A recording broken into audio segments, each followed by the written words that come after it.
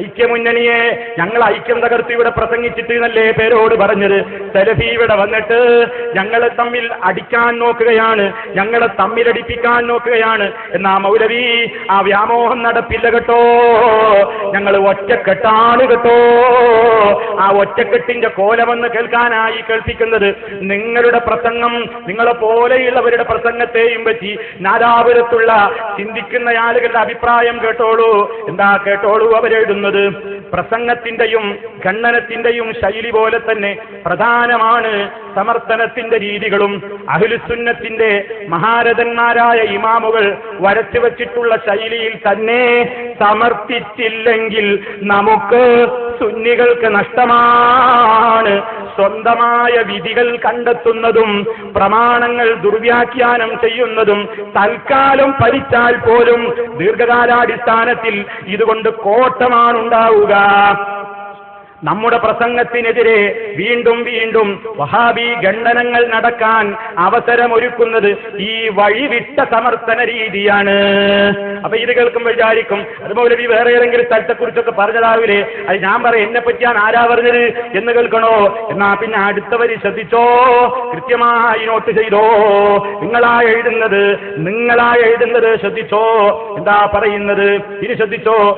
ആലിമുകളുടെ പറുദീസയായ നാദാപുരത്ത് പോലും, ശ്രദ്ധിച്ചില്ലേ, ആലിമുകളുടെ പറുദീസയായ നാദാപുരത്ത് പോലും തിരിച്ചും മറിച്ചും ഖണ്ഡനത്തിന് വരാൻ വഹാബികൾക്ക് അവസരമുണ്ടാക്കുന്നത് സുന്നിയുടെ പേരിലുള്ള ചിലരുടെ ദിവസങ്ങൾ നീണ്ട പരിപാടികളാണ്. വിഷയത്തിൽ നിന്ന് തെന്നി മാറി വ്യക്തിപരമായ ആക്ഷേപത്തിലേക്കും സംഘടനാപരമായ തീരുമാനങ്ങളിലേക്കും പ്രസംഗം വഴിതെറ്റുമ്പോൾ മറുപക്ഷം അതെല്ലാം മുതലെടുക്കുകയാണ്. നിങ്ങളിങ്ങനെ വഴിവിട്ട് സംസാരിച്ചിട്ടല്ലേ മൗലവിമാരിവിടെ അങ്ങനെ പിന്നെയും വരുന്നത്.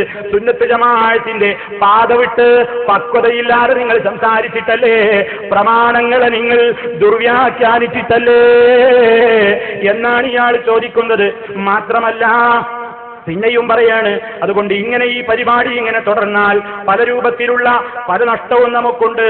സാമ്പത്തികമായും ആരോഗ്യപരമായുള്ള നഷ്ടം മാത്രമല്ല, ആളുകൾ വിചാരിക്കും ഇവരെടുത്തും തെളിവുണ്ട്. അങ്ങനെ പറഞ്ഞിട്ട് അവസാനം പറയുന്നു, എന്താ പറയുന്നത്? ഇവിടെ അവർക്ക് കിട്ടുന്നത് എന്തും നേട്ടമാണ്, അടിസ്ഥാന വർഗമായ നമുക്ക് നഷ്ടവും. അതാപ്പ സംഭവിച്ചുകൊണ്ടിരിക്കുന്നത്. മനസ്സിലായില്ലേ? നാദാപുരത്ത് ഹുസൈൻ സലഫി അല്ല ആരും തൗഹീദ് പറഞ്ഞാലും ഞങ്ങൾക്കൊന്നും നഷ്ടപ്പെടാതെ ഞങ്ങൾക്ക് കിട്ടാനേ ഉള്ളൂ. ഞങ്ങളെ പ്രസംഗം കേട്ടുവിടുന്ന ഒരാളും അങ്ങോട്ട് വരൂല. ഞങ്ങൾക്ക് കിട്ടാനുള്ളതൊക്കെ തൗഹീദിന്റെ ആ വെള്ളി, ആ യഥാർത്ഥമായ പ്രകാശധാരയിലേക്ക് ആളുകൾ ഇങ്ങനെ അല്ലാഹുവിന്റെ തൗഫീഖ് ഉണ്ടാവുമ്പോ അങ്ങനെ ഒഴുകി വരും. നിങ്ങൾക്കോ നഷ്ടവും. ആ നഷ്ടത്തിന്റെ ബേജാറിലാണ് ഈ പ്രമാണങ്ങളെയൊക്കെ ദുർവ്യാഖ്യാനിക്കേണ്ട ഗതികേട് പേരോടക്കമുള്ളവർക്ക് വേണ്ടി വരുന്നത്. ഞാൻ പറഞ്ഞതല്ല, ഈ പ്രദേശത്തെ കാര്യങ്ങളെ സംബന്ധിച്ച് പരാമർശിച്ചുകൊണ്ട് തന്നെ ബുൽബുൽ മാസികയിലെ മുഖലേഖനത്തിൽ സുന്നികൾ എഴുതിയ അഭിപ്രായമാണ് ഞാൻ നിങ്ങളെ കേൾപ്പിച്ചത്. ആകട്ടെ സഹോദരന്മാരെ, ഞാൻ നിങ്ങളോട് പറഞ്ഞില്ലേ, അല്ലൊരുപാട് ഇപ്പൊ നിങ്ങൾ തിരുത്തി. ഞാൻ കഴിഞ്ഞ പ്രസംഗത്തിൽ പറഞ്ഞു, തിരുത്തിക്കും നിങ്ങളെ കൊണ്ട്. നാടൊട്ടാകെ മുജാഹിദിന്റെ പ്രബോധകന്മാർ ഈ അല്ലുറുഫാദുമായി ഞങ്ങളിതാ കാടിളക്കി പ്രചരണം നടത്താൻ പോകുന്നു. നിങ്ങളുടെ ഈ അട്ടിമറി, ഖുർആനിനെതിരെയുള്ള ഈ പരാമർശം നമുക്ക് അല്ലാഹുവിനോട് ചോദിക്കാൻ അർഹതയില്ല. അല്ലാഹുവിനോട് ചോദിക്കാൻ അർഹതയുള്ളത് നബി സല്ലല്ലാഹു അലൈഹി വസല്ലമിന് മാത്രമാണ് എന്ന് എഴുതിവിട്ട കുഫ്റിന്റെ ആശയം നിങ്ങളെ കൊണ്ട് തിരുത്തിക്കും എന്ന് ഞങ്ങൾ പറഞ്ഞിരുന്നു. തിരുത്തു വന്നില്ലേ? പിറ്റേ മാസം വന്നില്ല. പിറ്റേ മാസം വന്നത് ഗതികോട് കൊണ്ട് തിരുത്തുകയാണ്. ആരാ തിരുത്തുന്നത്? എഴുതിയ ആളല്ല, പേരോട് മുത്തിരാരാ തിരിച്ചു കൊടുക്കുന്നത്. എന്നിട്ട് എന്താ പറഞ്ഞത്?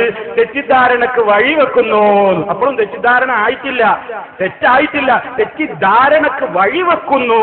അതുകൊണ്ടൊന്നും ആയിരട്ടോ, ഒരുപാട് കാര്യങ്ങൾ നിങ്ങൾ കാത്തിരിക്കുകയാണ്. ഞങ്ങള് തിരുത്തലുണ്ടോ മാന്യത കൊണ്ട് കാത്തു നിൽക്കുകയാണ്. തിരുത്തലില്ലെങ്കിൽ ഇനിയും അതിൽ അപകടകരമായ പലതുമുണ്ട്. നിങ്ങൾ എഴുതിയതല്ലാത്തതുമുണ്ട്. നിങ്ങൾ അങ്ങനെ അങ്ങ് പറഞ്ഞ് അത് തിരുത്തിയിട്ടുണ്ട് എന്നതുകൊണ്ടൊന്നും കാര്യമല്ല. അത് കൃത്യമായി മനസ്സിലാക്കുന്നുണ്ട് ജനങ്ങൾ. ഓ, തിരുത്തും കൊടുത്തിട്ട് പറയാണ് അത് എഡിറ്ററുടെ ശ്രദ്ധയിൽപ്പെടാതെ അങ്ങനെ വന്നു, ആയിക്കോട്ടെ, അങ്ങനെയൊക്കെ സംഭവിക്കാം.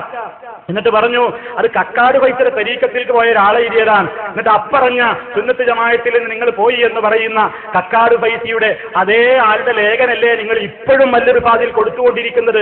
എന്തേ നിങ്ങൾ അയാളങ്ങനെ വെച്ചുകൊണ്ടിരിക്കുന്നത്? അവിടത്തേക്കൊന്നും നിങ്ങൾ ഇപ്പൊ പറയിപ്പിക്കണ്ട, വേണ്ടി വന്നാൽ ഇൻഷാ അല്ലാഹ് നമുക്ക് പിന്നെ പറയാം. അപ്പൊ നിങ്ങൾ അതൊന്ന് കൃത്യമായിട്ടൊന്ന് എന്ത് ചെയ്യണം, അത് കൃത്യമായ നിലയ്ക്ക് ജനങ്ങളുടെ മുമ്പാകെ നിങ്ങൾ പറയണം. ആഘോഷിക്കണ്ട, തെളിവില്ലാത്തതിനല്ലേ നിങ്ങൾ ഈ അബദ്ധങ്ങളുടെ പിന്നാലെ പോകുന്നത് എന്നൊക്കെ പേരോട് ചോദിക്കുന്നുണ്ട്. അതുകൊണ്ട് അതൊന്നുമല്ല പ്രധാനപ്പെട്ട സംഗതി. നിങ്ങൾ ഇസ്ലാമികമായ കാര്യങ്ങളെ സംബന്ധിച്ച് പലതിലും അപക്വമായ നിലക്ക് സംസാരിച്ചിട്ടുണ്ട്. നിങ്ങളുടെ പണ്ഡിതന്മാരെന്ന് പറയുന്നവർ എഴുതിയിട്ടുണ്ട്. നിങ്ങൾ അങ്ങനെയൊന്നും രക്ഷപ്പെടാൻ നോക്കണ്ട, തിരുത്തിച്ചിട്ടേ നിങ്ങളെ കൊണ്ട് മടങ്ങുകയുള്ളൂ.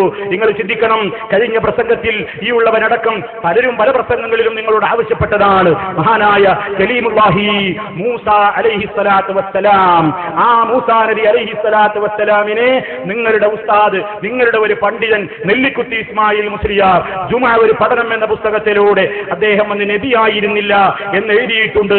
ഞാനന്ന് ദശക്കണക്കിന് ധാരാളം തെളിവുകളെന്ന് വായിച്ചിരുന്നു. മഹാനായ കലീമുല്ലാഹി മൂസ അലൈഹിസ്സലാത്തു വസ്സലാം മജ്മഉൽ ബഹ്റൈനിലേക്ക് അഥവാ ഖിദർ അലൈഹിസ്സലാമുമായി സന്ധിക്കാൻ പോയ ആ സന്ദർഭത്തിലും അവിടുന്ന് നബി തന്നെയായിരുന്നു, റസൂലായിരുന്നു എന്ന് ബുഖാരി അടക്കമുള്ള ഗ്രന്ഥങ്ങളിലെ പ്രമാണങ്ങൾ എടുത്തു തിരിച്ചുകൊണ്ട് പറഞ്ഞിരുന്നു. പേരോട് മിണ്ടിയിട്ടില്ല. കഴിഞ്ഞ പ്രസംഗത്തിൽ പേരോടത് തൊട്ടിട്ടില്ല. നിങ്ങൾ തൊടണം, നിങ്ങൾ പരാമർശിക്കണം, നിങ്ങൾ അതിനെ സംബന്ധിച്ച് നിങ്ങളുടെ അഭിപ്രായം പറയണം, തിരുത്തണം. അല്ലെങ്കിൽ നിങ്ങൾ ഇനിയും ഇത് പറഞ്ഞുകൊണ്ടിരിക്കും. നിങ്ങൾ പറയണം, നെല്ലിക്കുത്ത് ഉസ്താദ് എഴുതിയത് ഒന്നുകിൽ ശരിയാണെന്ന് പറയണം, അതല്ലെങ്കിൽ തെറ്റാണെന്ന് പറയണം. നിങ്ങൾ തിരുത്തണം. അത് തിരുത്തുന്നത് വരെ ഇത് പറഞ്ഞുകൊണ്ടിരിക്കും. നിങ്ങൾ എന്തുകൊണ്ടാ കളിക്കുന്നത്? നബുവത്ത് കൊണ്ടാ കളിക്കുന്നത്, റിസാലത്ത് കൊണ്ടാ കളിക്കുന്നത്, ഖുർആൻ കൊണ്ടാ കളിക്കുന്നത്, ഹദീസ് കൊണ്ടാ കളിക്കുന്നത്, അഖീദ കൊണ്ടാ നിങ്ങൾ കളിക്കുന്നത്. അതുകൊണ്ട് കൃത്യമായി ഓർമ്മപ്പെടുത്തുകയാണ്, നിങ്ങൾ എന്ത് ചെയ്യണം? അത് തിരുത്തണം. അതല്ലെങ്കിൽ അതിന്റെ വിശദവിവരം നിങ്ങൾ പറയണം. തൊടാതെ ഇവിടുന്ന് പോയിട്ട് കാര്യമല്ല, നിങ്ങൾ വിശദീകരിച്ചു കൊടുക്കണം. ആളുകൾക്കൊക്കെ താല്പര്യം ഉണ്ടാവില്ലേ? നിങ്ങൾ സീഡി ഇറങ്ങിയപ്പോ മൂസാ നബിയെ സംബന്ധിച്ച് നബിയല്ല എന്ന് എഴുതിയിട്ടുണ്ടല്ലോ ആ പ്രത്യേക കാലഘട്ടത്തിൽ. അത് സലഫി ഇവിടുന്ന് വിശദീകരിച്ചല്ലോ. എന്താ പേരോട് പറയാനും താല്പര്യപ്പെട്ട് നിങ്ങൾ സീഡി വാങ്ങിയവരുണ്ടാവില്ലേ? നിങ്ങൾ എന്താ അതിനെ സംബന്ധിച്ച് ഒന്നും മിണ്ടാതെ പോയത്? അതുകൊണ്ട് നിങ്ങൾ പറയണം എന്ന് വിനയത്തോടുകൂടി ഓർമ്മപ്പെടുത്തുകയാണ്. അപ്പോ അങ്ങനെ പല കാര്യങ്ങളുണ്ട്, നിങ്ങൾ പറയണം, നിങ്ങൾ മനസ്സിലാക്കി കൊടുക്കണം. ഇനി സഹോദരന്മാരെ, ഇനി അവസാനം പറഞ്ഞത് എന്താണെന്നറിയോ? അവര് പറയാണ്, മൗലവി ആലപ്പുഴയിൽ പോയിട്ട്, ഇവിടുന്ന് പറയാൻ മൗലവിക്ക് ധൈര്യമില്ല, ആലപ്പുഴയിൽ പോയിട്ട് മൗലവി പ്രസംഗിച്ചു, എന്നെ പറ്റി പറയണേ.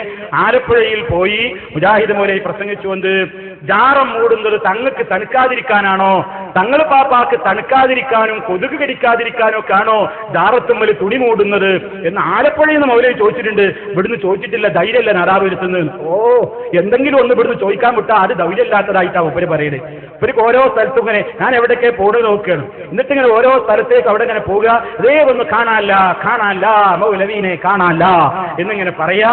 അതിലിങ്ങനെ ആസ്വാദനം കണ്ടെത്തുക. സഹോദരന്മാരെ, ഇതൊക്കെ ആളുകൾ